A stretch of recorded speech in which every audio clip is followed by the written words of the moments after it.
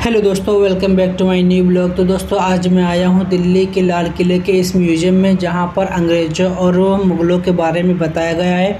तो मैं आप लोगों को आज अंग्रेज़ों और मुग़लों के बारे में और इस म्यूज़ियम के बारे में पूरा डिटेल से बताऊँगा। तो इस वीडियो को लास्ट तक ज़रूर देखें। यहाँ पर दोस्तों कुछ राजाओं के और मुग़लों के यहाँ पर परचम लगे हुए हैं। ये देखिए दोस्तों, यहाँ पर मुग़ल परचम है और कुछ राजाओं के, और यहाँ पर 1857 लिखा हुआ है। ये किस लिए लिखा है दोस्तों, आप लोग कमेंट में ज़रूर बताना। ये है दोस्तों उस वक्त का अखंड भारत का पूरा नक्शा है। तो अखंड भारत में कौन कौन से देश आते थे दोस्तों, मैं आपको बताया दे रहा हूँ। उस वक्त अखंड भारत में दोस्तों पाकिस्तान, बांग्लादेश, अफ़गानिस्तान, नेपाल, श्रीलंका, म्यांमार और तिब्बत आते थे। उसके बाद दोस्तों आप लोगों को यहाँ पर आखिरी मुग़ल बादशाह बहादुर शाह जफ़र की तस्वीर दिखेगी और नाना साहब की तस्वीर दिखेगी। दोस्तों आखिरी मुग़ल बादशाह बहादुर शाह जफ़र का पूरा नाम अबू जफ़र सिराजुद्दीन मोहम्मद बहादुर शाह जफ़र था और इनका जन्म 24 अक्टूबर 1775 ईस्वी को हुआ था। इनका शासनकाल दोस्तों सबसे कम 1837 से 1857 तक रहा और इनकी हुकूमत दोस्तों धीरे धीरे दिल्ली के लाल किले तक ही सीमित रह गई। ये हैं दोस्तों रानी लक्ष्मीबाई, जिन्होंने अंग्रेज़ों के खिलाफ काफ़ी लड़ाइयाँ लड़ी। और ये हैं दोस्तों बेगम हज़रत महल, ये अवध के नवाब जो आज का उत्तर प्रदेश है वहाँ के नवाब वाजिद अली शाह की बीवी थी। इन्होंने इस देश के लिए कई भूमिका निभाई और इनका जन्म नेपाल के एक शहर में हुआ था और इन्होंने अपनी तालीम वहीं पर हासिल की। उसके बाद अवध के नवाब यानी उत्तर प्रदेश के नवाब वाजिद अली शाह से इनकी शादी हो गई। जब ब्रिटिश गवर्नमेंट यानी British east India company Awadh यानी उत्तर प्रदेश को अपने कब्जे में लेना स्टार्ट ही किया था, उस वक्त इनकी वाजिद अली शाह से शादी हो गई जो अवध के नवाब थे। और फिर बेगम हज़रत महल ने अंग्रेज़ों से लखनऊ को आज़ाद कराने के लिए कई कोशिशें की, लड़ाइयाँ लड़ी, लेकिन अंग्रेज़ों ने बेगम हज़रत महल को हरा दिया। और अंग्रेज़ों से हारने के बाद बेगम हज़रत महल ने नेपाल के काठमांडू में अपने जीवन के आखिरी पल बिताए।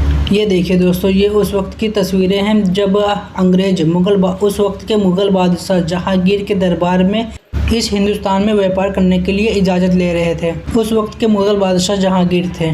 ये देखिए दोस्तों, कुछ यहाँ पर मुग़ल बादशाहों की तलवारें रखी हुई हैं। ये देखिए, जैसे कि आप लोग देख सकते हैं कि यहाँ पर 2 तलवारें रखी हुई हैं। उस वक्त के मुग़ल बादशाह की ये तलवारें हैं। इसके आगे दोस्तों और भी मुग़ल बादशाहों के यहाँ पर सामान रखे हुए हैं। यहाँ पर दोस्तों उस वक्त के मुग़ल बादशाहों के तलवारें और औजारें और राइफ़ल, बंदूकें, सभी चीज़ें दोस्तों यहाँ पर रखी हुई हैं। ये देखिए दोस्तों, कुछ तीर कमान यहाँ पर रखे हुए हैं।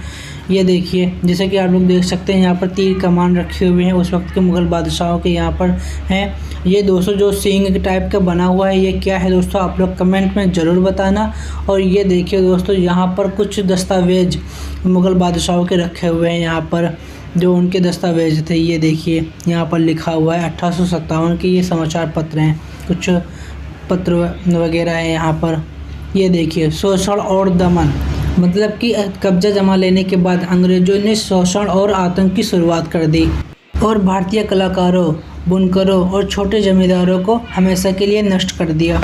और अंग्रेज़ों ने जिन राजाओं के राज्यों को कब्जा किया, यानी जिन राजाओं के राज्यों पर कब्जा किया, उन राजाओं की सैनिकों को हमेशा के लिए ख़त्म कर दिया और किसानों पर बहुत ही ज़्यादा अत्याचार किया और किसानों को अफ़ीम और नील जैसी फसलें उगाने के लिए मजबूर किया, जिससे कि ईस्ट इंडिया कंपनी बहुत ही ज़्यादा मुनाफा कमा सके। इसीलिए भारतीय किसानों को मजबूर किया अफ़ीम और नील की खेती करने के लिए। और एक नई सामाजिक संरचना और वफादार जनता पैदा करने के लिए अंग्रेज़ों ने अंग्रेज़ी शिक्षा की शुरुआत की।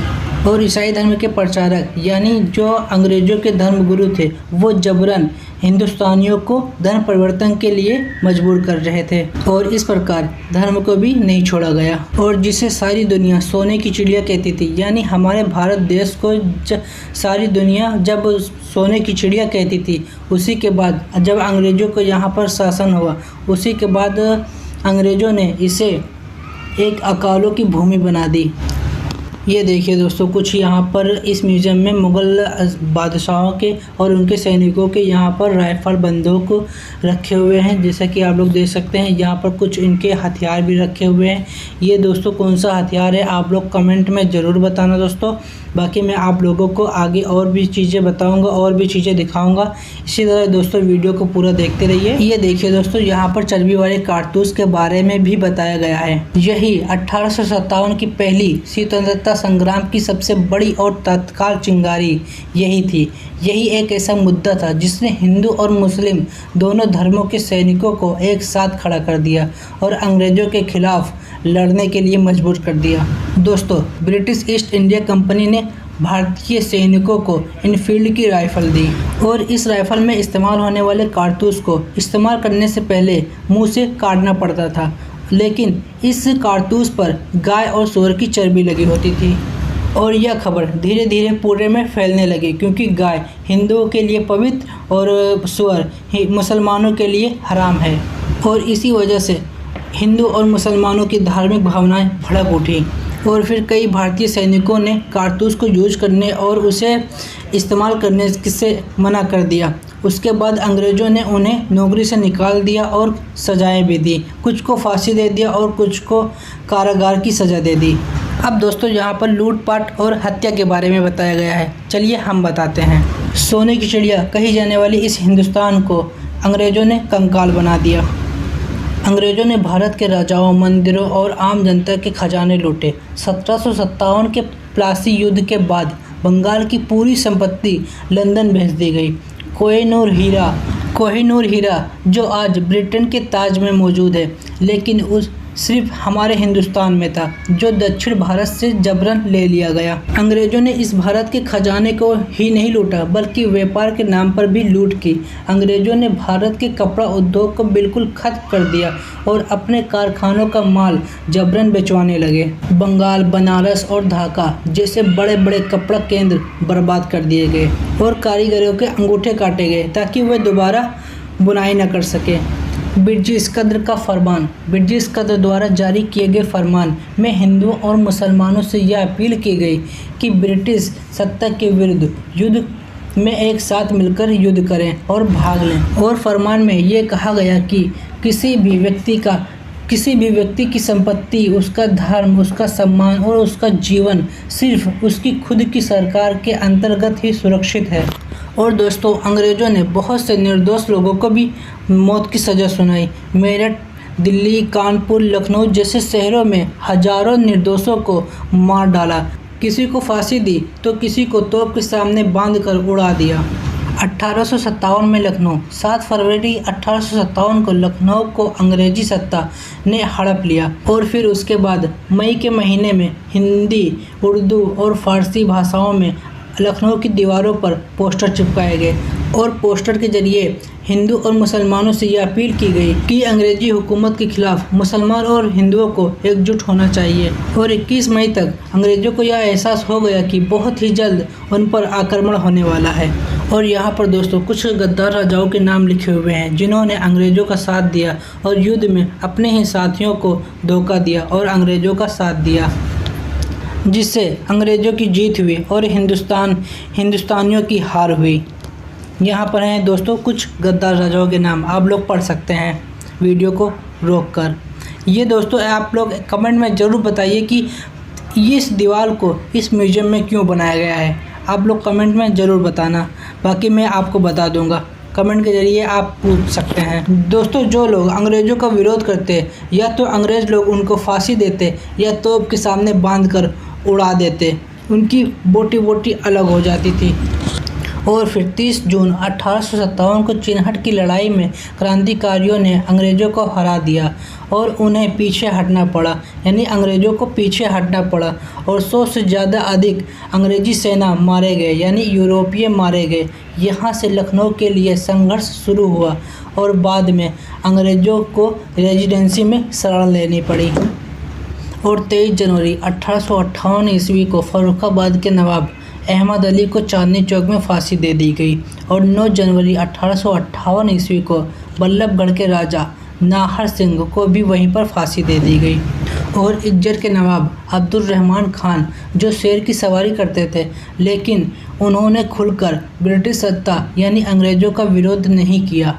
अपनी जनता और सेना के दबाव के बाद उन्होंने मेटकाफ को, जिसे उन्होंने पनाह दे रखी थी, तुरंत इज्जत से चले जाने को कहा और फिर अंग्रेज़ों ने उन्हें कैद कर लिया और उसी चांदनी चौक पर फांसी दे दी। और फिर गौरीशंकर ने अंग्रेज़ों से विनती की कि बकरा ईद के दिन दोपहर में आक्रमण करें। उस समय मुसलमान गाय की कुर्बानी देंगे और हिंदुओं के साथ दंगा भड़क जाएगा।